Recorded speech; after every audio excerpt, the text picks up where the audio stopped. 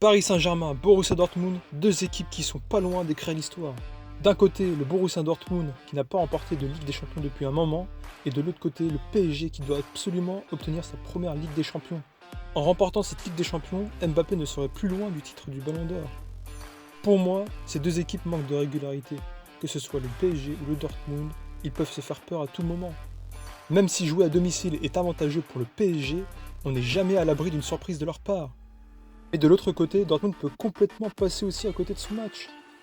Au niveau des compos, on devrait avoir un 4-3-3 classique du côté du PSG, mais malheureusement, il manque Hernandez.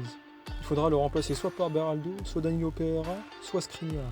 Et pour ma part, j'opterai pour Danilo Pereira, qui serait pour moi plus solide que les deux autres. On devrait repartir sur un 4-2-3-1 du côté de Dortmund. J'espère d'ailleurs pour Nuno Mendes que Sancho ne le fera pas manger le terrain encore une fois. J'espère aussi pour le PSG que Mbappé se réveillera, car au match aller il était fantomatique et ça a beaucoup pénalisé le PSG dans les moments offensifs. Pour moi, ce sera un match qui se jouera vraiment sur les petits détails, car comme dit précédemment, ces deux équipes manquent énormément de régularité. On peut soit avoir un PSG qui est à son prime et un Dortmund qui passe à côté de son match, soit un Dortmund qui arrive et qui explose tout et un PSG qui tombe, soit les deux sont à leur niveau, et là ça se jouera sur les détails. En tout cas, la qualification de ces deux équipes ne sera pas déméritée, car ils n'étaient pas vus comme favoris. Personne n'aurait pensé un jour revoir Dortmund et PSG se retrouver en demi-finale, surtout après ce qui s'est passé pendant les phases de groupe. Mais à mon point de vue, le PSG ont quand même plus d'arguments que Dortmund pour gagner. Le fait d'être à domicile pourrait les aider énormément.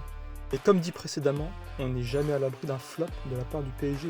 Que ce soit à domicile ou pas, à tout moment, ils peuvent foirer leur match. Personnellement, je pense que le PSG nous sortira une belle première mi-temps.